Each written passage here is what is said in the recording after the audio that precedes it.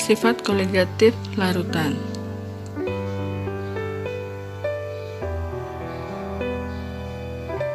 Standar kompetensi menjelaskan sifat koligatif larutan non-elektrolit dan elektrolit.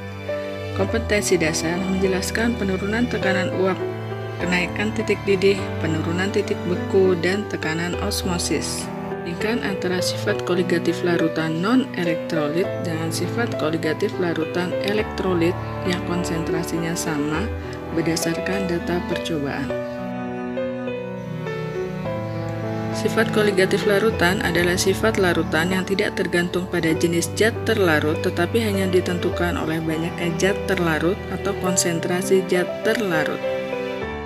Mulai yang pertama, penurunan tekanan uap.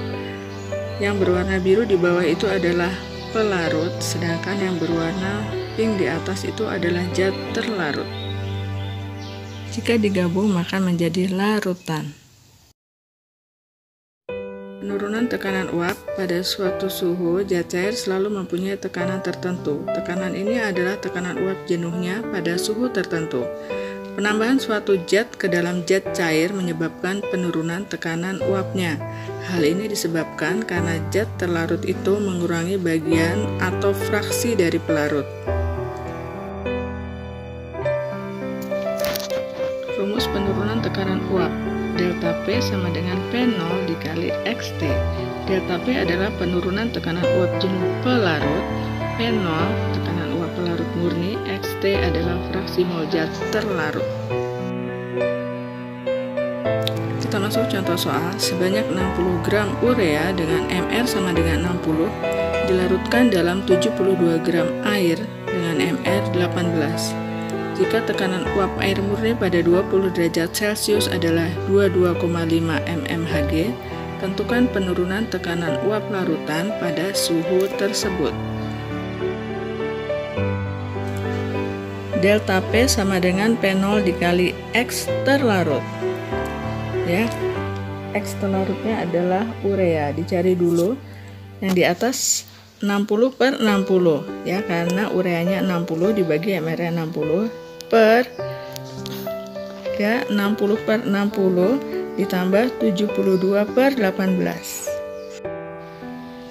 Ya, kan kita mencari X-nya dulu, X urea ya, fraksi mol itu adalah mol per mol ya.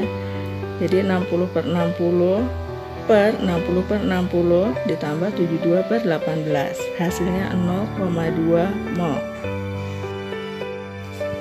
Ya, yang dicari bukan mol tetapi yang dicari adalah delta P. Tentukan penurunan tekanan uapnya. Maka delta P-nya masukkan ke rumus hukum Raoult tadi, P0, P0-nya 22,5 dikali 0,2 hasil yang tadi. Maka diperoleh 4,5 mmHg. Karena tekanan uap murninya kan 22,5 dikali hasilnya tadi, X-nya fraksi molnya 0,2. Ya, maka diperoleh jawaban 4,5 mmHg. Ya, kita masuk ke kenaikan titik didih. Silahkan perhatikan grafik berikut. Rumus kenaikan titik didih. Delta TB sama dengan KB dikali M. Ya, delta TB, delta itu kenaikan, lalu titik didih boil, maka singkatannya adalah TB sama dengan KB dikali M. M-nya M kecil. Kalau M kecil itu sama dengan molalitas ya. Makanya dipakai nilai molalitas. Ya, KB adalah tetapan kenaikan titik didih molar. Ya, M kecilnya adalah molalitas larutan.